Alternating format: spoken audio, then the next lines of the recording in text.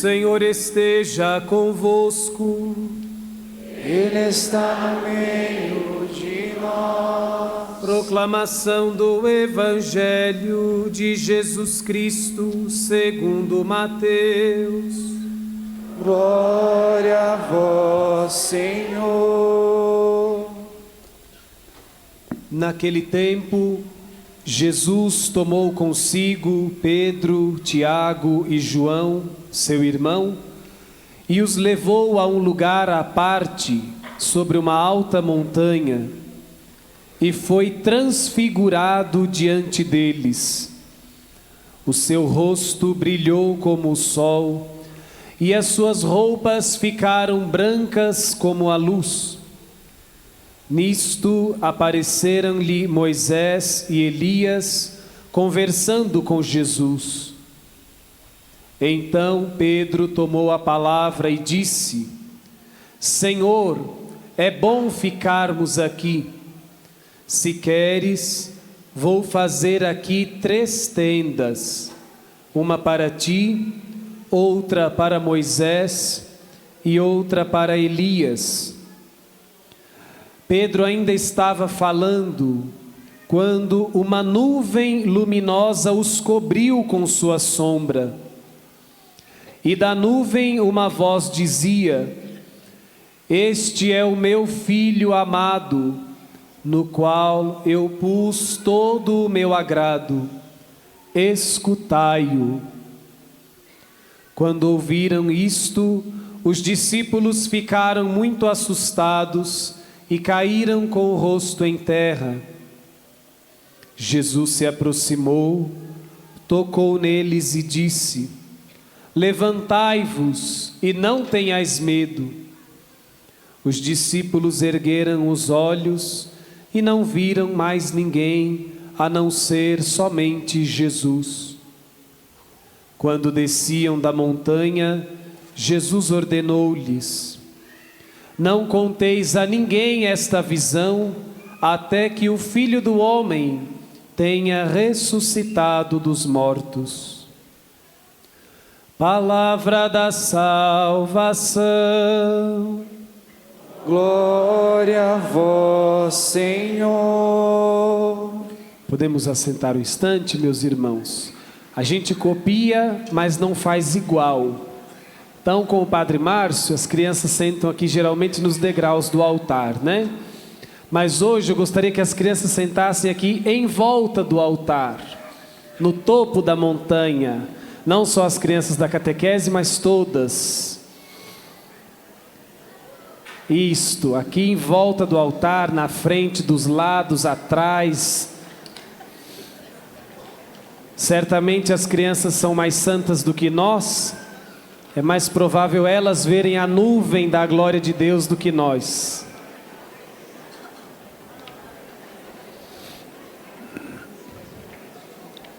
Ave Maria, cheia de graça, o Senhor é convosco. Bendita sois vós entre as mulheres, e bendito é o fruto do vosso ventre, Jesus.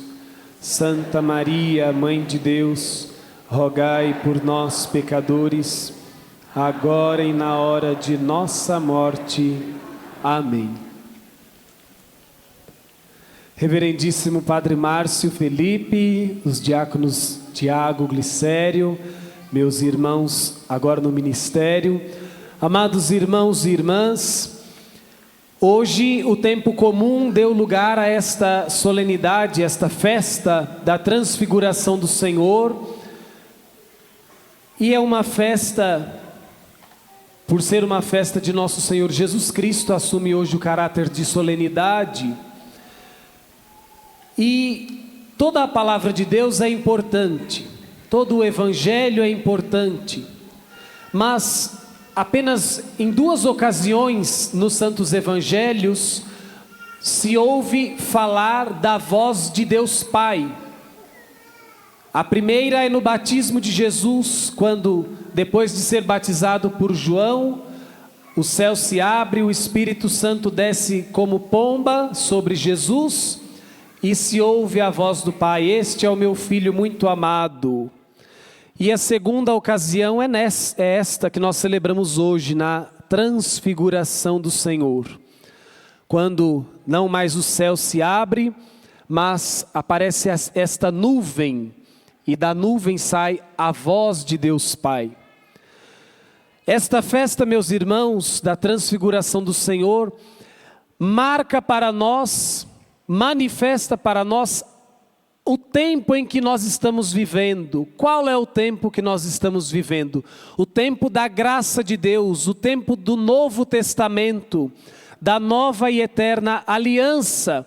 Não mais aquela aliança que Deus havia selado com Moisés no deserto, que era feita através de sacrifícios de animais, mas agora a aliança feita no sangue de nosso Senhor Jesus Cristo. E por isso, esta festa, a liturgia de hoje, possui vários paralelos no Antigo Testamento. Nós veremos alguns deles que nos ajudam a compreender esta solenidade. Em primeiro lugar, lembram-se que no segundo domingo da Quaresma nós ouvimos este evangelho. Todo ano, o segundo domingo da Quaresma é dedicado à transfiguração do Senhor. Porque, segundo a tradição, a transfiguração de Jesus aconteceu 40 dias antes da sua morte, ou seja, a transfiguração de Jesus aconteceu 40 dias antes da Sexta-feira Santa. Os discípulos tinham acabado de ouvir da boca de Jesus, no capítulo anterior de São Mateus, o primeiro anúncio da paixão, e aí São Pedro, querendo ser melhor que os outros, não muito diferente de nós, né? Diga-se de passagem, quer intimidar Jesus, Senhor, que isso não te aconteça, e já leva uma puxada de orelha de Jesus, e logo em seguida o Senhor lhes mostra uma antecipação da glória da Páscoa. Por isso, 40 dias antes da Sexta-feira Santa, a igreja já nos coloca diante dos olhos o que nós veremos na noite da Páscoa, e mais ainda, o que nós veremos quando estivermos na glória do céu com Cristo. E hoje, esta solenidade da transfiguração do Senhor está a 40 dias de uma outra celebração que também se refere à paixão de Jesus, que é a exaltação da Santa Cruz. Daqui a 40 dias nós a celebraremos. Portanto, fica bastante claro para nós que a glória e a paixão estão profundamente ligadas. A alegria e a dor na vida do ser humano estão profundamente unidas. Por isso, porque Jesus é nosso Deus e se fez um de nós, e assumiu as nossas alegrias e as nossas dores, nós podemos, como hoje, por exemplo, nos alegrar pelo jubileu de ouro de matrimônio dos nossos irmãos e ao mesmo tempo chorar com aqueles que perdem os seus entes queridos. Esta é uma graça própria daqueles que são cristãos. Não são realidades que contrastam entre si, mas tudo aquilo que nós temos, tudo aquilo que nós somos, tem espaço junto de Deus, tem espaço no coração de Deus, que se fez homem como nós, se alegra conosco, mas também sofre conosco. Depois, irmãos, Jesus subiu ao alto da montanha com Pedro, Tiago e João, que eram irmãos. E no Antigo Testamento também aconteceu uma transfiguração. No livro do Êxodo, no capítulo 24, Deus chamou Moisés ao alto do Monte Sinai para lhe transmitir a sua lei.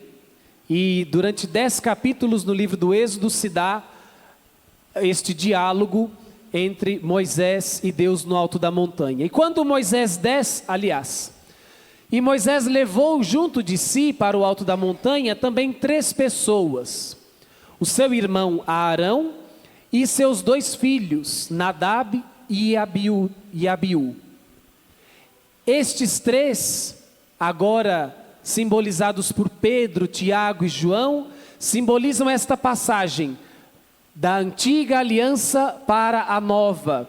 Arão foi o primeiro sacerdote. Os seus filhos, também sacerdotes, eram a continuação, a descendência deste sacerdócio da antiga aliança. Pedro agora é o sumo sacerdote, é o pontífice do novo sacerdócio. E Tiago e João, irmãos, estão representados pelos sacerdotes que hoje continuam a transfigurar Jesus diante de nós na Eucaristia, que continuam a fazer eco à voz de Deus. Este é o meu filho amado, escutai-o. Quando Moisés desce da montanha, acompanhado de Arão e os seus 2 filhos, o rosto de Moisés brilhava por causa do seu encontro com Deus. E os filhos de Israel ficaram com medo de Moisés, porque no Antigo Testamento ninguém podia ver Deus face a face e permanecer vivo. Esse já foi um temor de Moisés, de Elias, de Isaías e de tantos outros personagens do Antigo Testamento. Ninguém podia ver Deus face a face e continuar vivo. Por isso Moisés, quando desceu da montanha e tinha o seu rosto brilhando, cobriu o rosto com um véu, para que os filhos de Israel não se espantassem com aquela visão maravilhosa. Agora, em nosso Senhor Jesus Cristo, não há mais véus. Agora, em Jesus Cristo, nós podemos ver diretamente a luz de Deus, como se nós olhamos para o sol e não podemos fitar o sol por causa do brilho da sua luz. Jesus possui uma luz mais forte que a do sol. Jesus possui uma luz que, se nós damos espaço para ela, entra nos nossos corações e é capaz de iluminar todas as áreas da nossa vida, e nós não somos ofuscados por essa luz. Jesus possui uma luz que não nos queima, não nos torra. Pelo contrário, é uma luz que nos aquece, que nos conforta, que nos faz sentir cuidados por Deus, que nos faz sentir próximos de Deus. Não é uma luz que causa repulsa, que causa espanto. Em Jesus, agora, nós temos acesso à luz de Deus, que ilumina as nossas consciências, para que a gente possa escolher, decidir o que é certo e o que é errado, o que pertence a Deus e o que não pertence a Deus.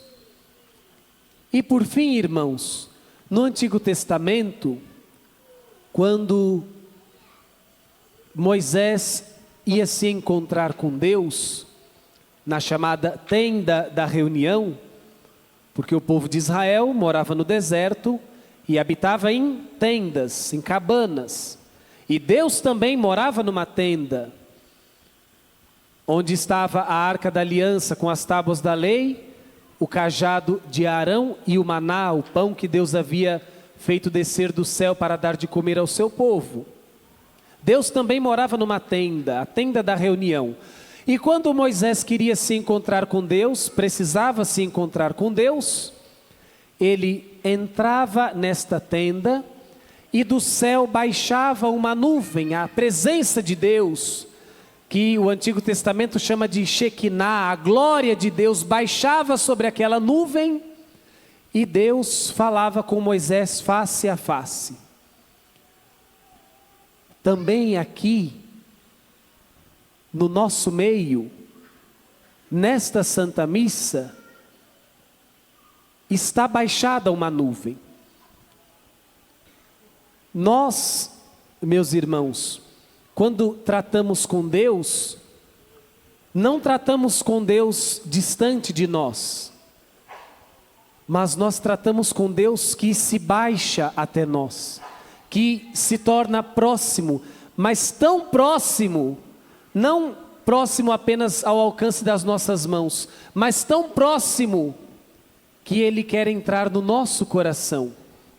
E é para isso que estas nossas crianças estão se preparando para receber a Eucaristia, para que nosso Senhor Jesus Cristo esteja tão próximo delas, tão próximo de vocês, que esteja dentro do coração de cada uma. E é por isso que nós comungamos, porque a glória de Deus na Santa Missa baixa neste lugar. E se nós não vemos, é por causa da nossa falta de fé, da nossa incredulidade. A glória de Deus baixa neste lugar, não apenas para que nós nos aproximemos, mas para que nós nos alimentemos dela. Então, amados irmãos, se nós temos, certamente todos nós temos nesta vida sofrimentos, incertezas, angústias, nós temos de ter ao mesmo tempo a consciência de que as nossas angústias, os nossos medos, os nossos sofrimentos precisam morrer de fome. Nós não podemos definitivamente continuar alimentando estes medos, estas angústias que nos paralisam, que nos impedem de escutar a voz do Filho amado. Não podemos continuar alimentando estes medos, porque o nosso alimento é a glória de Deus. O nosso alimento é o próprio Deus que desce sobre este altar e quer fazer também do nosso coração, do coração de cada uma de vocês, crianças, um altar. E para que nós possamos assim concluir, tem uma canção do Padre Joãozinho, que fala desta festa, desta solenidade. E enquanto as nossas crianças vão voltar para os seus lugares, no mais perfeito e absoluto silêncio, assim como os anjos do céu, nós vamos ouvir, cantar, rezar no nosso coração e pedir a Jesus a graça de que a sua glória, a sua presença seja sempre alimento das nossas vidas, para que tudo aquilo que nos paralisa, tudo aquilo que nos impede de contemplar a glória de Deus que desce no meio de nós, caia por terra e permaneça só a maravilha de estar na presença de Deus. Podem voltar para os seus lugares.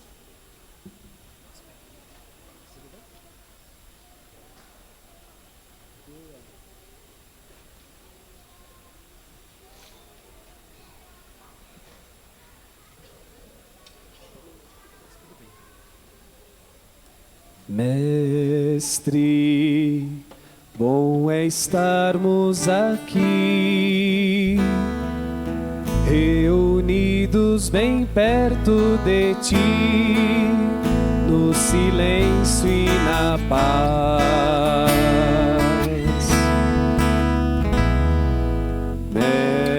Mestre, reunidos no amor, nós viemos ao Monte Tabor para em ti repousar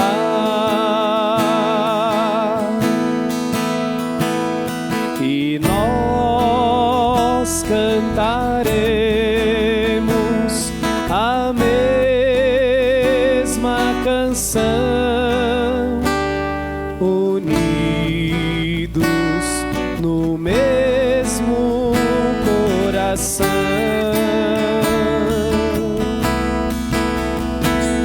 E nós cantaremos a mesma canção, unidos no mesmo coração.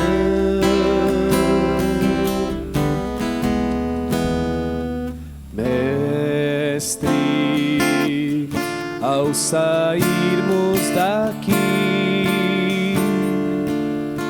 nós queremos teus passos seguir, com sementes nas mãos. Mestre, nós queremos plantar o teu reino em todo lugar e viver como irmãos. E nós cantaremos a mesma canção, unidos no mesmo coração.